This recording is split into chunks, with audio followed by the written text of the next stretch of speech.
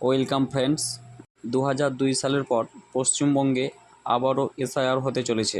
আমাদের প্রত্যেকের বাড়িতেই একজন করে বিএলআর সাহেব যাবেন এবং প্রত্যেকটি ফ্যামিলির প্রত্যেকজনকেই জন্ম থেকে বার্ধক্য পর্যন্ত যে বয়সেরই ব্যক্তি থাকুক না কেন তাকে একটা করে অ্যানাক্সি ইনুমারেশন ফর্ম দেওয়া হবে। এই ফর্মে আপনার ভোটার কার্ডের যে ছবি সেটা আগে থেকেই থাকবে।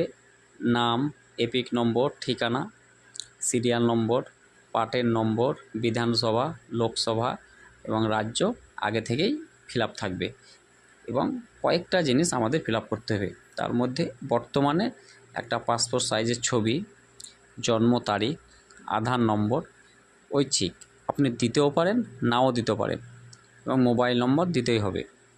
পিতা বা অভিভাবকের নাম, এপিক নম্বর যদি থাকেন, তিনি যদি জীবিত আছেন তো দিবেন, আর যদি মৃত হয় তো দেওয়ার প্রয়োজন নেই।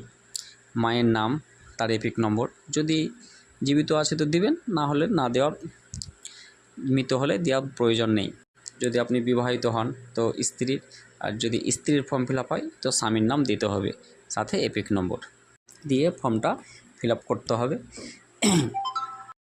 11টা ডকুমেন্টসের ভিতরে যে কোনো একটি ডকুমেন্টস আপনাকে সাবমিট করতে হবে যদি ভোটার লিস্টে আপনার নাম তোলা না থাকে। আর যদি নাম তোলা থাকে তাহলে যে কোনো একটি ডকুমেন্টস দিয়ে আপনার বাবার সাথে আপনার লিঙ্কটা দেখিয়ে দেবেন। আরেকটাই, অনেকে বর্তমান যে এপিক নম্বর অর্থাৎ ভোটার কার্ড 2002 সালে যে ভোটার কার্ড রয়েছে এবং নামও রয়েছে লিস্টে, ভোটার লিস্টে 2002 সালে, সেখানে নামের বানান একরকম, আজকে বর্তমানে ভোটার কার্ডে বা ভোটার লিস্টের নামের বানান আরেক রকম। অর্থাৎ বর্তমানে 2025 সালে আপনার এপিক নম্বরটা ভোটার কার্ড ভোটার লিস্টে চেঞ্জ করে সঠিক নাম করেছেন। যার যেটাই নাম ছিল এখন বর্তমানে আপনি সঠিক এনেছেন। আধার কার্ড, প্যান কার্ড, পাসপোর্ট, জন্ম সার্টিফিকেট, অ্যাডমিট, মার্কশিট, যার যেটা আছে সেটাই সঠিক করেছেন। কিন্তু পূর্বে অর্থাৎ 2002 সালে ভোটার লিস্টে যে নামগুলো রয়েছে সেখানে কিন্তু ভুল দেখা দিয়েছে। তাহলে এখন কি করবেন? এটা নিয়ে চিন্তার কোনো কারণ নেই। আপনাকে কয়েকটা জিনিস লক্ষ্য অর্থাৎ ফলো করে চললেই এবং বানান সংশোধন করেছেন সে কি উদ্দেশ্যে কিভাবে করেছেন সেই জিনিসগুলোই মাথায় করলেই হবে। যেমন 2002 সালে ভোটার লিস্টে এপিক নম্বর একটা রয়েছে WB42, মানে যার যেটা এপিক নম্বর। বর্তমানে যে এপিক নম্বর সেটা কিন্তু চেঞ্জ হয়েছে এখন, সে সাথে নামটাও কিন্তু অনেক চেঞ্জ হয়ে গেছে। আগে হয়তো বিবি, খাতুন, খান, মোল্লা, মণ্ডল টাইটেল ছিল, বর্তমানে টাইটেলগুলো শেখ, মণ্ডল, ইসলাম, যার যেটা বর্তমানে হয়েছে করেছেন। কিন্তু সেখানে কোনো অসুবিধা হবে কি না, আপনার সঠিক নাম যদি ঠিক থাকে আর শেষে যে নাম টাইটেলগুলো চেঞ্জ যদি করেন সেখানে কোনো প্রভাব অর্থাৎ কোনো অসুবিধা হবে না।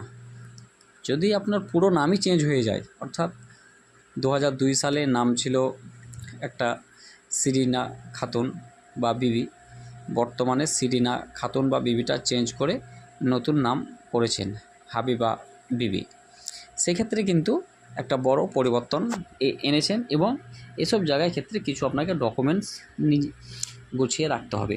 যেমন 2002 সালে যে নামের স্পেলিং বানানটা ছিল সে সাথে একটা এপিক নম্বর ছিল। বর্তমানে যে নামটা কারেকশান করেছেন এখানে একটা নতুন এপিক নম্বর হয়েছে, সাথে আপনি নামটাও চেঞ্জ করেছেন। তো বর্তমান সাথে আগের যে 2002 সালের নামটার কোনো এখন মিল পাচ্ছেন না। সেক্ষেত্রে আপনাকে কি করতে হবে, 2002 সালের যে এপিক নম্বর আর বর্তমান যে এপিক নম্বর আলাদা। তো বর্তমান যে ভোটার কার্ডটা রয়েছে, এই ডিজিটাল কার্ড যেটা এখন দিচ্ছে তার আগে একটা ডিজিটাল কার্ড দিয়েছিল, সেই কার্ডগুলোতে দেখবেন নিচের দিকে ওল্ড এপিক নম্বর বলে লেখা রয়েছে। ওই ওল্ড এপিক নম্বর আর 2002 সালের এপিক